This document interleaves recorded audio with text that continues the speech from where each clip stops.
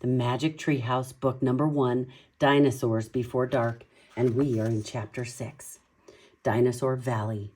Annie, look at this, Jack called. Look what I found. Annie had gone up to the hilltop. She was picking a flower from the magnolia tree. Annie, look, a medallion, shouted Jack. But Annie wasn't paying attention to Jack. She was staring at something on the other side of the hill. Oh, wow, she said.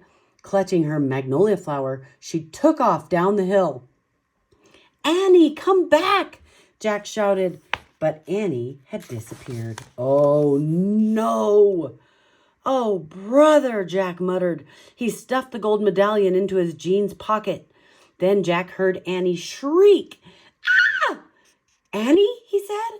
Jack heard another sound as well, a deep bellowing sound like a tuba. Moo! Jack, come here, quick, Annie called. Jack raced up the hill. When he got to the top, he gasped. The valley below was filled with nests, big nests made out of mud. The nests were filled with tiny dinosaurs. Annie was crouching next to one of the nests. Towering over her was a gigantic duck-billed dinosaur. Don't panic. Don't move, said Jack. He stepped slowly down the hill toward Annie.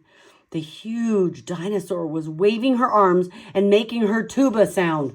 Ooh! Ooh!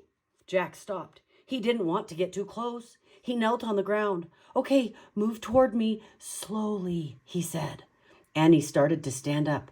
Don't stand! Crawl, said Jack. Clutching her flower, Annie crawled toward Jack. Still bellowing, the duck-billed dinosaur followed her. Ooh! Annie froze. Keep going, Jack said. Annie started crawling again. Jack inched farther down the hill until he was just an arm's distance from Annie. He reached out and grabbed her hand. He pulled Annie toward him. Stay down, Jack said. He crouched next to her. Bow your head. Pretend to chew. Chew? Said Annie. Yes, said Jack. I read that's what you do if a mean dog comes at you. She's no dog, Jack, said Annie. Just chew, said Jack.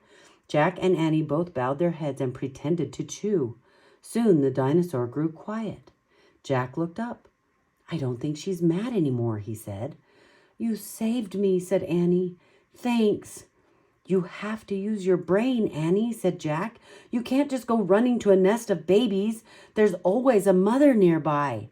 Annie stood up. Annie, don't, said Jack. Too late. Annie held out her magnolia flower to the dinosaur. I'm sorry I made you worry about your babies, she said. The dinosaur moved closer to Annie. Oh, no. She grabbed the flower from her hand. She reached for another. No more, said Annie. The dinosaur let out a sad tuba sound. Ooh.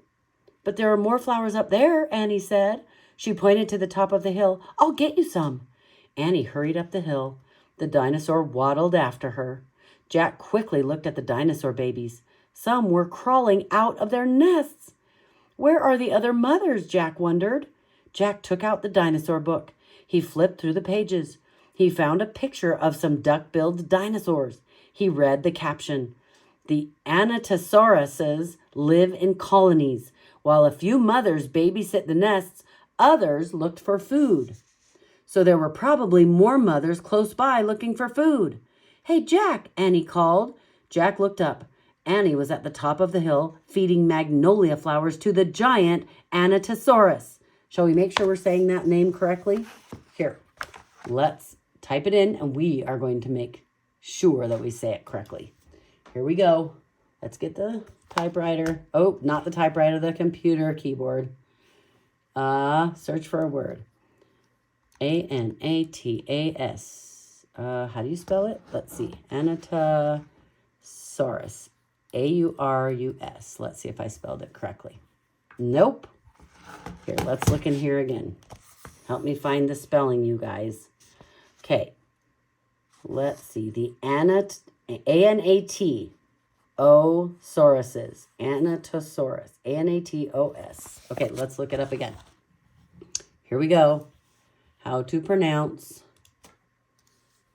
Anatosaurus. I think I got it right that time.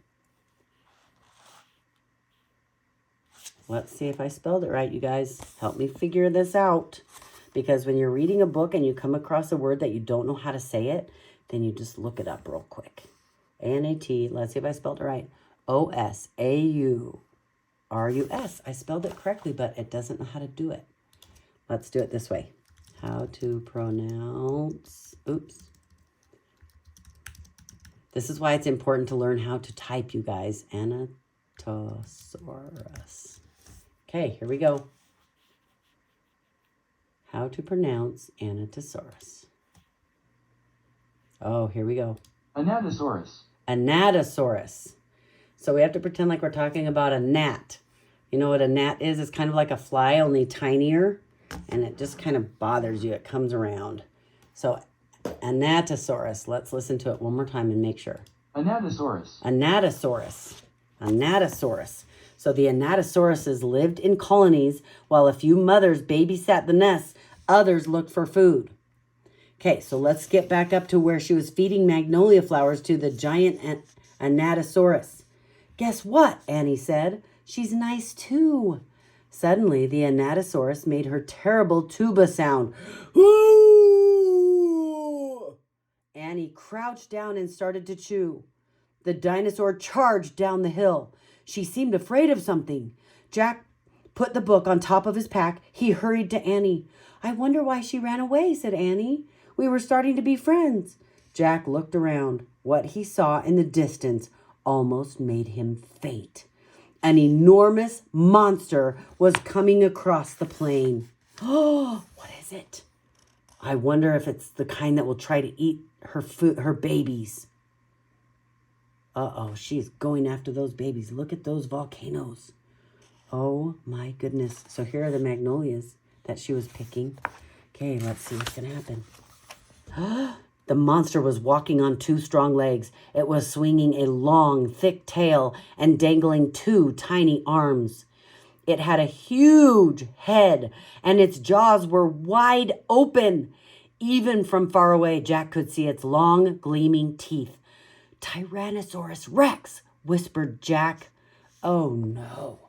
That's the end of chapter 6. Come join me for chapter 7, and we'll find out what happened next.